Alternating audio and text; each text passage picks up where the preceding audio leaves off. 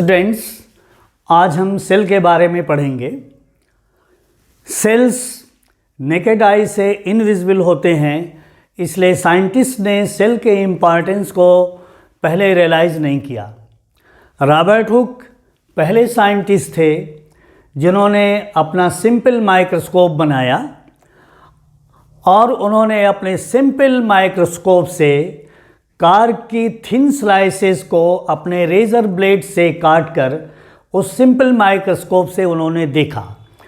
Robert Hooke ने पाया कि ये जो थिन स्लाइसेस ऑफ कॉर्क हैं वो हनीकॉम्ब लाइक स्ट्रक्चर प्रोड्यूस कर रही हैं। उस हनीकॉम्ब लाइक स्ट्रक्चर्स को उन्होंने पाया कि ये और कुछ नहीं है, ये डेड सेल वॉल्स हैं। ये बॉक्स लाइक कंपार्टमेंट्स जो थे, रॉबर्ट हुक ने उन्हें कहा ये सेल्स हैं, और उसके इम्पॉर्टेंस को रॉबर्ट हुक भी रियलाइज़ नहीं कर पाए। उन्होंने सोचा कि ये जो कंपार्टमेंट्स हैं ये शायद फ्लूइड को कंडक्ट करने वाले पैसेजेस हैं। इन्हीं ऑब्जर्वेशंस को ग्रीव और मेलपिजी ने फिर रिपीट किया प्लांट सेल्स पर, और ग्रीव और मेलपिजी ने पाया कि ये जो कंपार्टमेंट्स हैं ये वेसिकल्स या कैविटीज़ को इनक्लोज किए हुए हैं। ये कैविटीज़ और वेसिकल्स जिन कंपार्टमेंट्स के द्वारा घिरे हुए हैं वो सेलुलोज वाल की बनी हुई हैं। सेलुलोज एक कार्बोहाइड्रेट होता है। इसके बाद लीवेनहॉक आए और उन्होंने 1674 में फ्री सेल को डिस्कवर किया,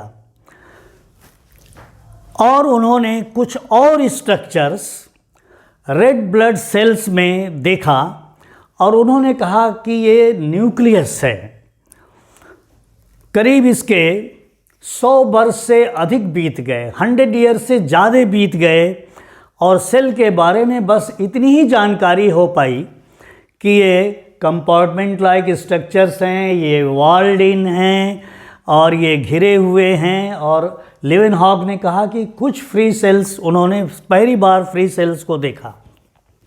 eight the beginning of 19th century, Schleiden 1938 जो कि एक बॉटनिस्ट थे, और श्वान 1939 जो कि एक जूलॉजिस्ट थे, उन दोनों ने जो फर्दर डिस्कवरीज हुई प्लांट और एनिमल टिश्यूज़ पर, उससे वो सेल की एक पर्टिकुलर डेफिनेशन पर पहुँचे और उन्होंने एक डेफिनिट फॉर्म में सेल थियरी को इस्टेब्लिश किया।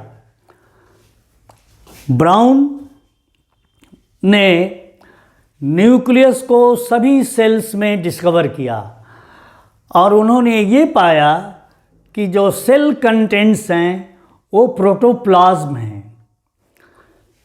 इसके बाद सेल की एक डिफिनीशन निकल के आई, a mass of protoplasm limited in a space by a cell membrane and possessing a nucleus.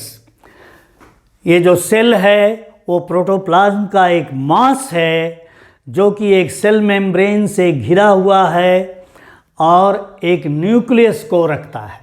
ये सेल की डिफिनीशन निकल के आई। तो स्लीडन और श्वान ने फिर अपनी एक डेफिनिट फॉर्म में सेल थियरी को इस्टेब्लिश किया, और स्लीडन और श्वान के सेल थियरी के दो इम्पॉर्टेंट फैसेट्स हैं, 2 इम्पॉर्टेंट फैसेट्स।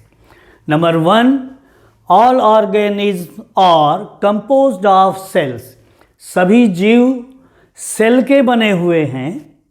और दूसरी बात जो निकल के आई, all living cells are similar to one another in structure and function, सभी लिविंग सेल्स संरचना और कार्य में एक समान हैं।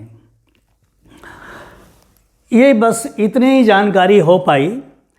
इसके बाद विर्चाउ ने सेल थियरी को एक्सपेंड किया, उसका एक्सपेंशन किया, उसका विस्तार किया 1855 में। और विर्चाउ ने अपने फेमस एफोरिज्म में कहा omnis celluli e cellula, that is जिसके मतलब होते हैं all cells arise from pre existing cells, सभी सेल्स पहले से एग्जिस्ट करते हुए सेल से एराइज होते हैं। Later it was shown that cells ensure continuity of generation, और यहीं से माइटोसिस की भी डिस्कवरी हुई फ्लेमिंग के द्वारा 1880 में। Cells ensure continuity by mechanism of mitosis. Later it was shown by Hartwig that development of an embryo, एक भ्रूण का जो विकास होता है, that is achieved by the fusion of two nuclei, वो दो न्यूक्लियाई के फ्यूज़न से होता है एम्ब्रियो का development.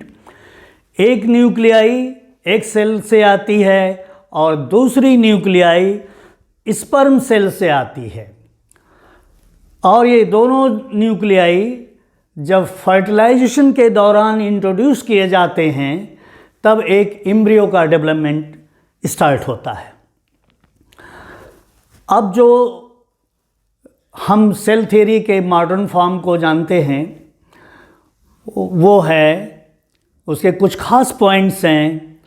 All organisms are composed of one or more cells, metabolism and heredity occur within these cells. Number 2, cells are basic unit of organisms. ये जो cells होते हैं वो organisms की basic unit होते हैं।